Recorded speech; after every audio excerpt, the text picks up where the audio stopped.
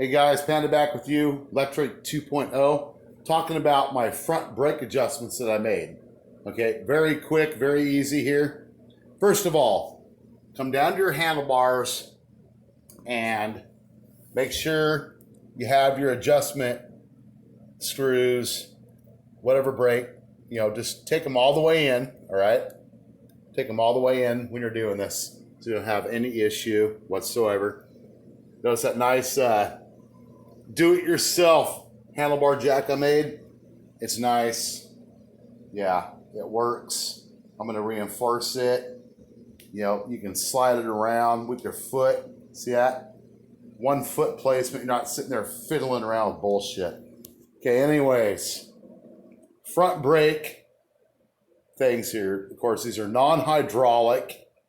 Everything is 5 millimeter. All right, 5 millimeter Allen wrench. 5 millimeter. All right. These two securing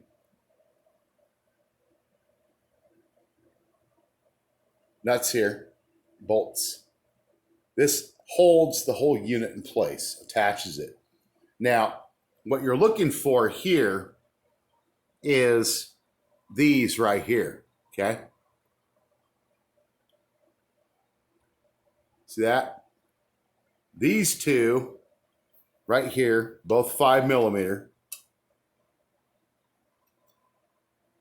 These correlate with basically giving you kind of a balance,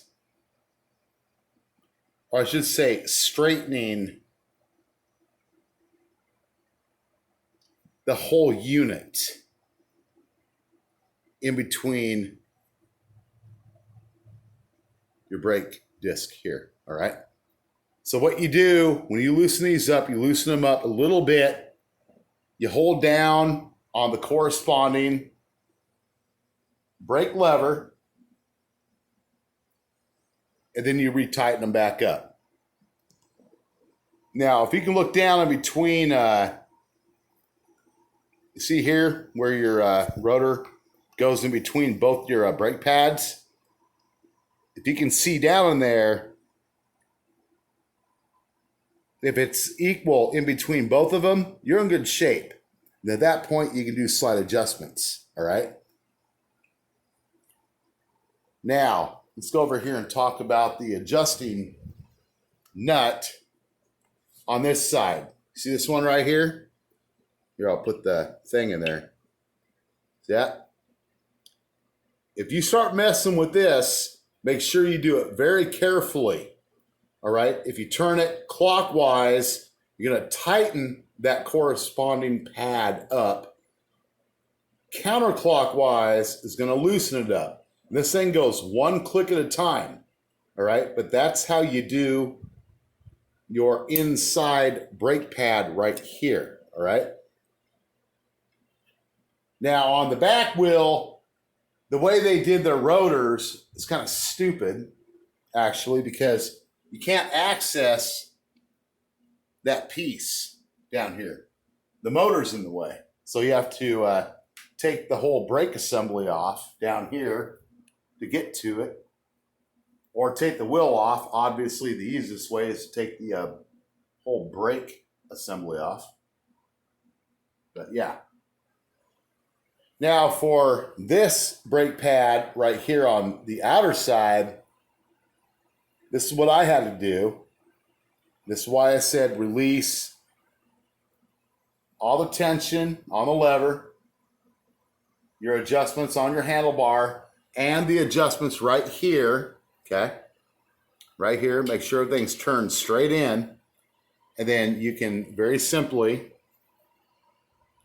5 millimeter again, loosen up this cable, and you can manually move this arm while you are watching the placement of the brake pad on the outer side here.